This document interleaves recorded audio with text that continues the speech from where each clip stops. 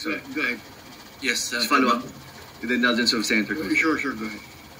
Bryce, sinasabi mo lahat ng proyekto ninyo substandard? Opo, Your Honor, kasi lahat po ito may obligasyon na kailangan itago. Lahat, as in hindi lang flood control. Opo, Your Honor. Hindi po namimit ko ano po yung eksaktong nasa plano, Your Honor.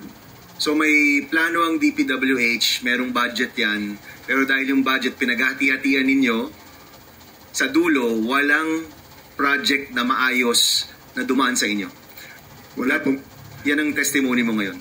Opo, Your Honor. Sa opisina po namin, Your Honor. At yung hawak mo ulit ay anong mga proyekto, Bryce? Yung hawak nyo ni Alcantara? Meron pong mga flood control structures, meron pong mga building, meron pong mga kalsada. Pati classroom, kasama dyan, no? Kasama po, Your Honor. So lahat yan substandard? Opo, hindi po tumatama sa plano na nakadesign talaga para dito. Meron ba kayong proyekto na walang porsyentuhan? Na maayos, na matino? Meron ba? Wala po, Your Honor. Wala. This is Bulacan o buong Region 3?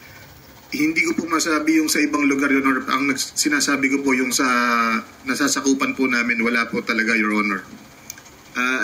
Is it okay, Senator Tulfo? we're suspending the rules on the 5 minutes.